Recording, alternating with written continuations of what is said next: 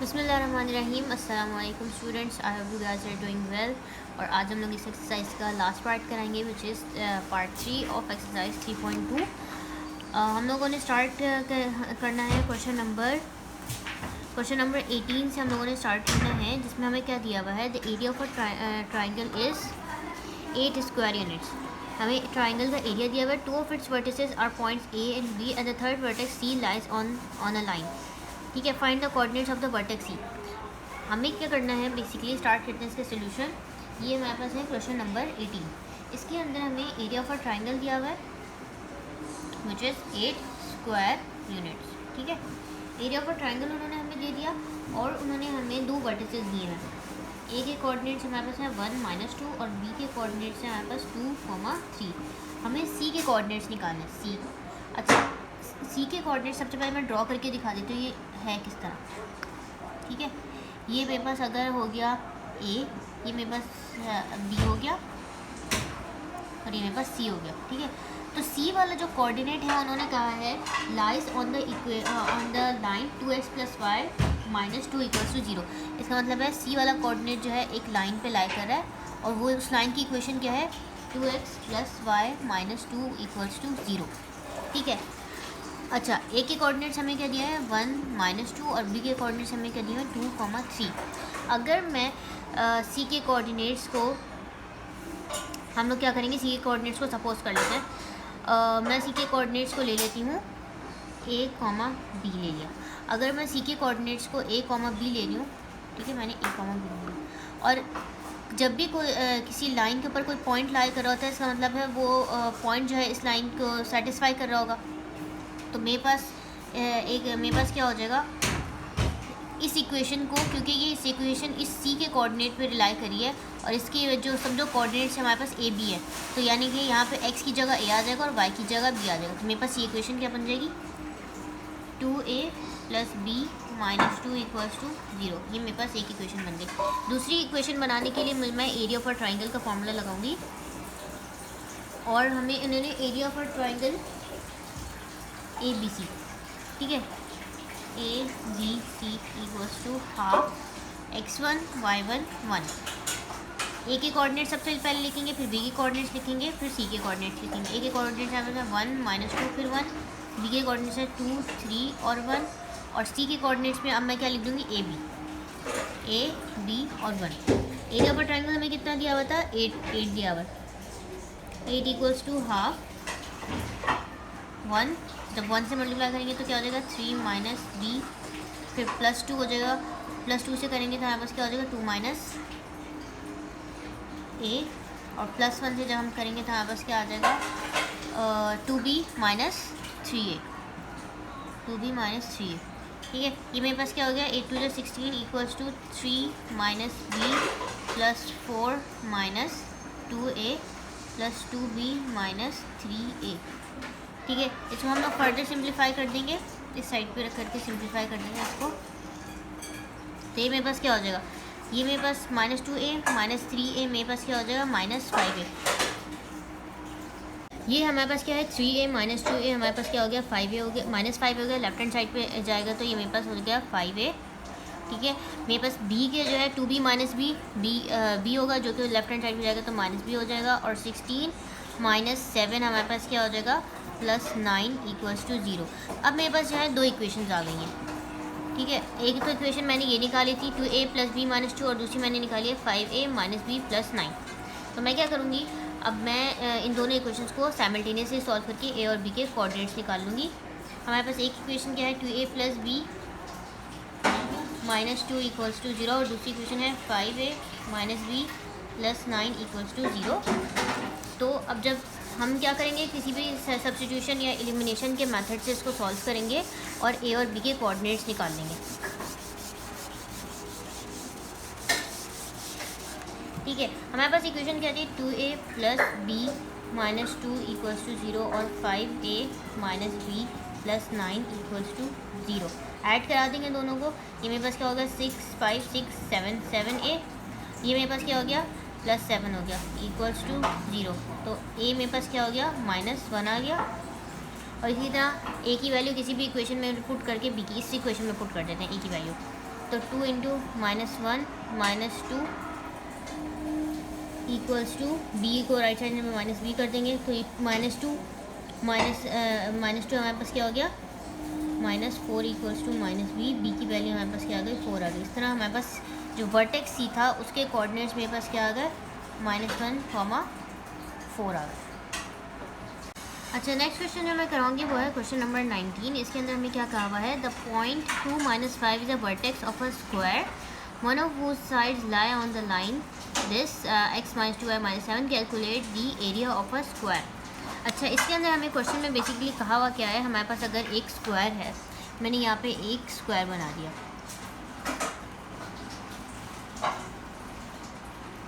मैंने यहाँ पे क्या किया है, मैंने एक स्क्वायर बना दिया। अब इस स्क्वायर के अंदर हम लोगों को एक कोई सा भी एक पॉइंट, इसका कोई 4 पॉइंट हमारे पास वर्टेक्स होते हैं ना, तो किसी एक का उन्होंने हमें कोऑर्डिनेट दिया 2, -5। मैंने क्या किया, मैंने इस कोऑर्डिनेट को, ये मेरे पास एक एरिया ऑफ, मैंने इसको लेबल कर लिया, ठीक है। मैंने एक कोऑर्डिनेट, मैंने सपोज कर लिया कि जो उन्होंने कोऑर्डिनेट दिया वो एक है, तो वो उन्होंने हमें क्या दिया 2, -5 and one of whose sides lie on the line x - 2y - 7, यानी कोई भी जो साइड है वो किसी लाइन पे लाई करिए। मतलब मैंने सोचा कि ये वाली साइड है और ये वाली की साइड किस लाइन पे लाई करिए, x - 2y - 7 equals to 0। Find the area of a square. देखो, एरिया ऑफ अ स्क्वायर निकालने के लिए मुझे क्या करना होगा, किसी भी, अगर मुझे एक साइड का लेंथ मिल जाए, किसी भी एक साइड का लेंथ मिल जाए, उसको मैं 4 से मल्टीप्लाई करा दूँगी, मतलब उस एक साइड की मिल जाएगी तो मैं उन सब की साइड्स को, क्योंकि स्क्वायर है तो एक साइड की मिल जाए तो काफ़ी होती है, क्योंकि बाकी सारी साइड्स जो हैं वो बराबर ही होती है, ठीक है। अब हमें एक पॉइंट दिया हुआ है और एक लाइन दी हुई है। एक पॉइंट और एक लाइन के अंदर जब भी हमें एक पॉइंट और एक स्ट्रेट लाइन दी हुई है और उसके दरमियान का डिस्टेंस निकालना हो तो वो किस तरह निकालते हैं, डी हमारे पास होता है mod ax1 + by1 + c upon √a² + b², ठीक है। मुझे एक पॉइंट दिया हुआ है और मुझे एक लाइन दी हुई है, ठीक है। इन दोनों के दरमियान का डिस्टेंस अगर मुझे मिल जाए और उसको मैं 4 से मल्टीप्लाई करा दूँ तो मेरे पास क्या होगा कि सारी पूरा एरिया ऑफ स्क्वायर आ जाएगा, ठीक है। बल्कि 4 से मल्टीप्लाई नहीं होगा इस केस में, क्योंकि एरिया ऑफ स्क्वायर की बात हो रही है। तो एरिया ऑफ स्क्वायर में अगर आपके पास एक भी साइड आ जाए ना तो उसका आप स्क्वायर कर देंगे, तो डायरेक्ट स्क्वायर कर दें तो वो एरिया ऑफ स्क्वायर निकल आएगा, ठीक है। हम लोग क्या करेंगे इसके अंदर, सबसे पहले एक पॉइंट और एक लाइन के दरमियान का डिस्टेंस निकालेंगे, विच इज इक्वल टू, अच्छा, ए मेरे पास क्या है 1, बी मेरे पास -2 और सी मेरे पास -7, तो 1 x1 की जगह क्या आ जाएगा 2 आ जाएगा, 2 प्लस बी क्या है मेरे पास -2 और y1 क्या है मेरे पास -5 प्लस -7, ठीक है, अपॉन √a का स्क्वायर यानी 1 का स्क्वायर प्लस इंटू -2 का स्क्वायर। जब हम लोग इसको सिंप्लीफाई करेंगे तो मेरे पास डी का आंसर क्या आ जाएगा, √5 आ जाएगा। ये मेरे पास सिर्फ डी का है, एक पॉइंट और एक लाइन के दरमियान का डिस्टेंस।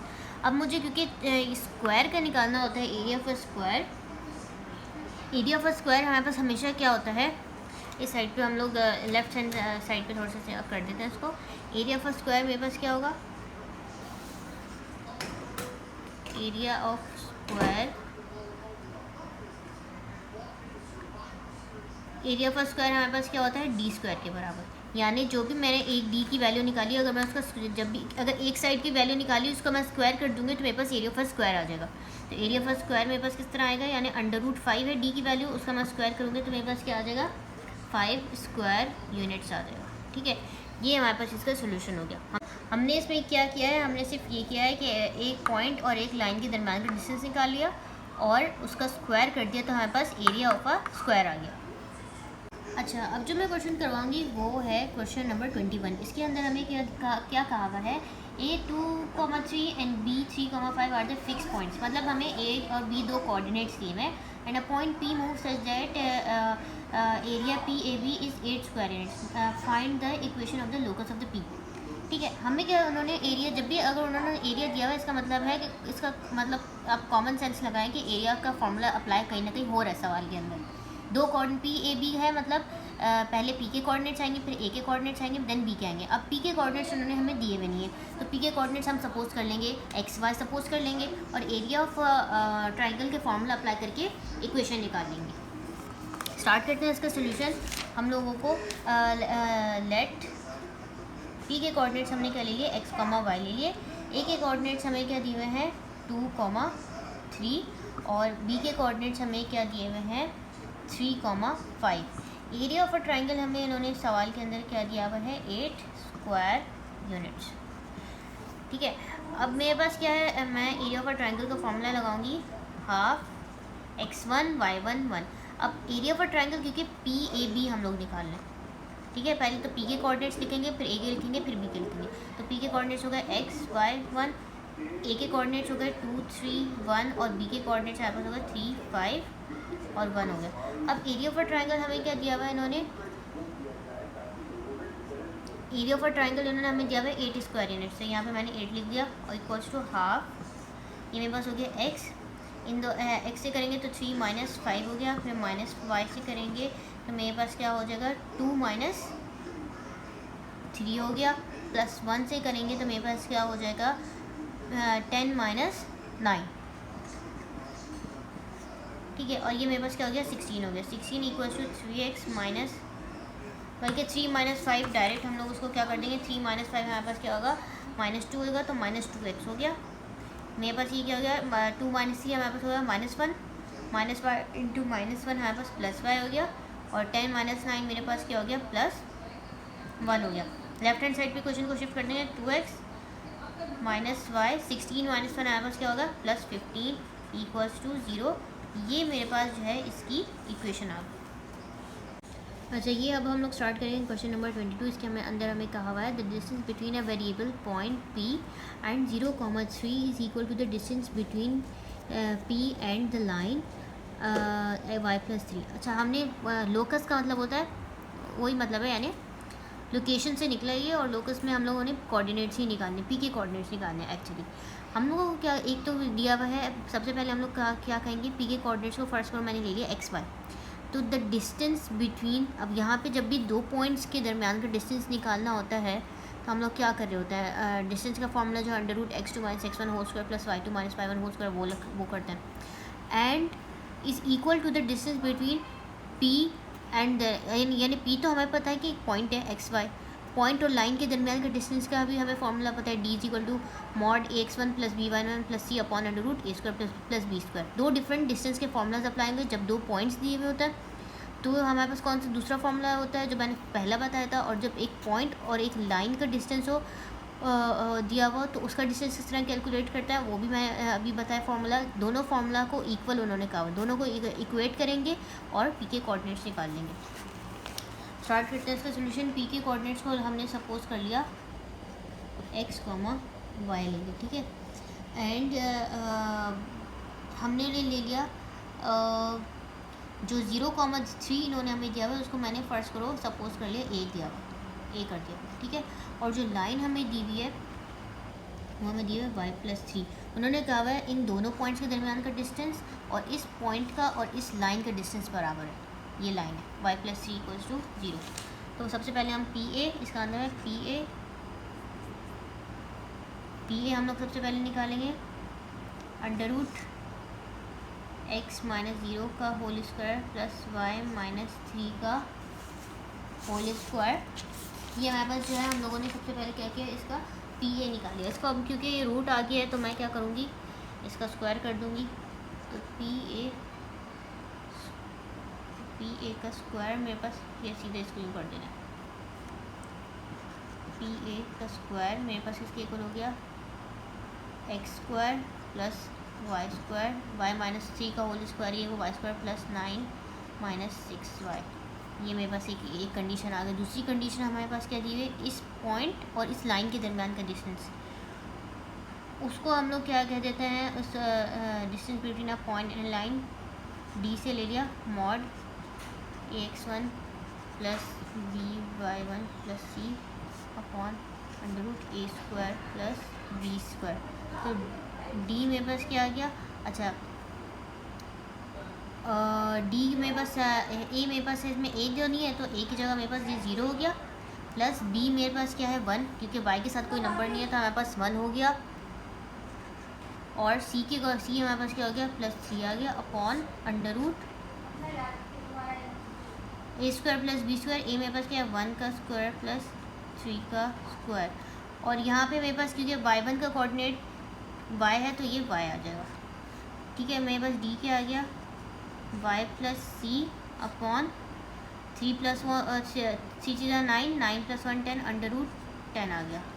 इसका मैं क्या करूँगी, इसका भी मैं इसका स्क्वायर ले लूँगी, डी स्क्वायर कर दूँगी, बिकॉज ऑब्वियसली मैं एक इक्वेशन का स्क्वायर कर रही हूँ तो मैं दूसरी का भी स्क्वायर कर दूँगी।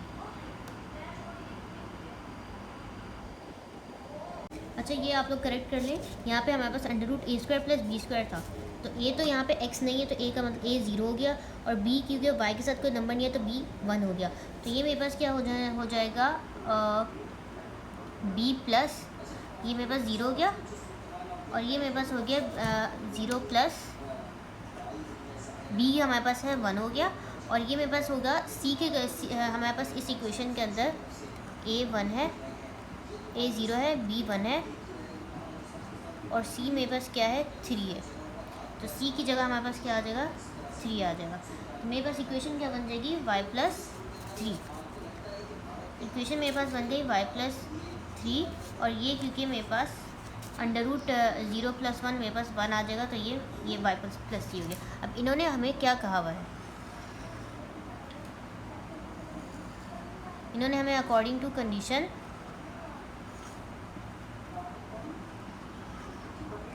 इस इन दो पॉइंट्स के दरमियान का डिस्टेंस हमारे पास इस पॉइंट और इस लाइन के दरमियान का डिस्टेंस है, ठीक है। हम लोग क्या करेंगे, एक और चीज़ यहाँ पे, क्योंकि ये हमारे पास इन्होंने डी वाई प्लस 3 कहा हुआ था, क्योंकि मैंने इस इक्वेशन को स्क्वायर किया है तो मैं इसका भी स्क्वायर करूँगी, तो डी स्क्वायर मेरे पास किसके इक्वल हो जाएगा y प्लस 3 का स्क्वायर। अब मैं इन दोनों को, इस इक्वेशन को और इस इक्वेशन को, दोनों को इक्वेट कर दूँगी, क्योंकि हमें क्वेश्चन में ये कहा हुआ है।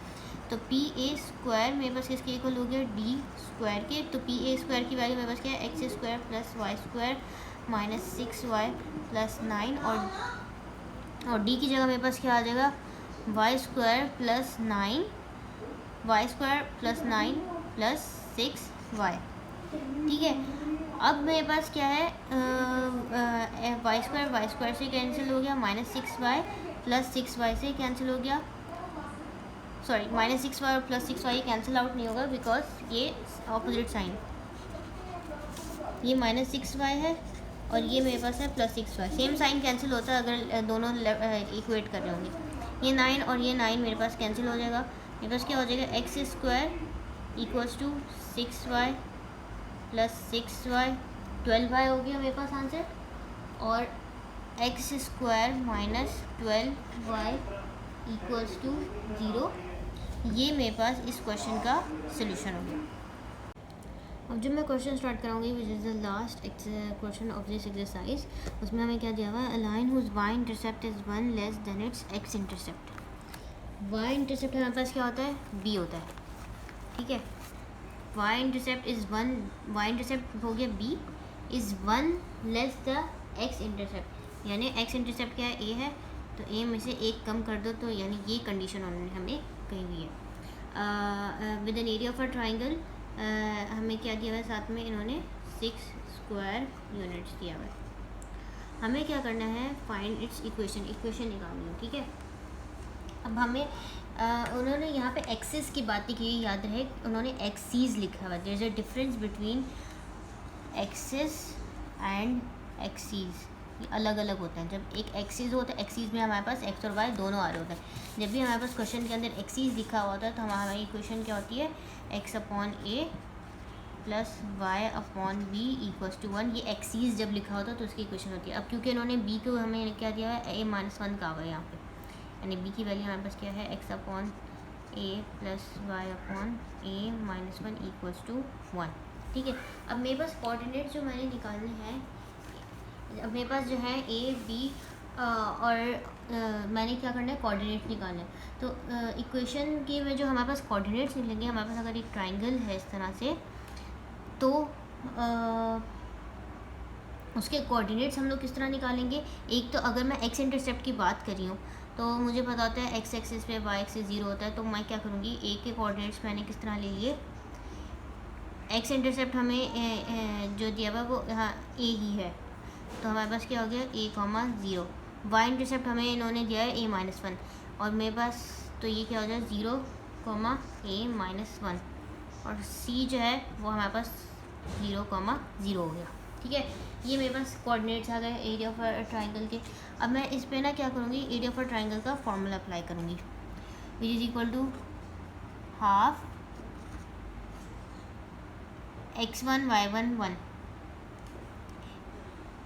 a 0 1 0 a-1 1 और फिर सी के कोऑर्डिनेट 0 0 1। ठीक है, अब इन्होंने हमें एरिया ऑफ ट्राइंगल क्या दिया हुआ है 6 दिया हुआ है, इक्वल्स टू हाफ ए से जब हम लोग कराएंगे तो हमारे पास क्या आंसर आ जाएगा, a-1 -0 हो जाएगा। फिर +1 से जब कराएंगे तो मेरे पास क्या हो जाएगा 0 -a-1 से जब हम कराएंगे तो ये भी 0, बल्कि पूरा ही 0 हो जाएगा, पूरा 0 हो जाएगा। ये मेरे पास 12 हो गया, 12 is equal to a² -a, right hand side पे ले जाएंगे a² -a -12 इक्वल्स टू 0। जब हम लोग इसको आप लोग सिंपल क्वाड्रेटिक लगा दो, उससे सॉल्व करो और या मिडल टर्म ब्रेक कर लो, दोनों से कर सकते हैं। तो एक ही हमारे पास 2 कोऑर्डिनेट्स आएंगे, एक तो 4 आ गए और दूसरे हमारे पास आ गए ए की वैल्यू -3 आ गई, ए के 2 वैल्यूज़ आ गई। अब बी की वैल्यू किस तरह निकलेगी, बी उन्होंने हमें यहाँ भी दिया हुआ है a-1, तो बी यहाँ पे मेरे पास क्या आ जाएगा a-1 यानी 4 -1 3, और इसमें हमारे पास बी की वैल्यू क्या आ जाएगी -3 -1, मेरे पास क्या आ जाएगा -4 आ जाएगा। अब मुझे इक्वेशन निकालनी है, यहाँ पे इसका मतलब है मेरे पास 2 इक्वेशन निकले, ए और बी के अलग अलग वैल्यूज़ आ गए तो 2 इक्वेशन बनेंगी। अभी इस इक्वेशन में मैं चाहे तो इसमें रख सकती हूँ, चाहे तो इसमें रख सकती हूँ, लेकिन क्योंकि मेरे पास ए और बी दोनों है तो मैं कोशिश करूँगी कि मैं इसी में पुट कर दूँ। x/4 plus y/3 equals to 1, और ये मेरे पास क्या बन जाएगी x/-3 plus y/-4 equals to 1। Simplify करेंगे इस इक्वेशन को, हमारे पास एक इक्वेशन आ जाएगी 3x plus 4y -12 equals to 0, और दूसरी मेरे पास इक्वेशन आ जाएगी 4x plus 3y plus 12 equals to 0। ये मेरे पास 2 इक्वेशंस आ जाएंगे। यहाँ हमारे पास इस एक्सरसाइज का लास्ट क्वेश्चन भी ख़त्म हुआ और ये एक्सरसाइज कंपाइल हो गई। For any queries do ask me in the comment box. Don't forget to like and subscribe my channel.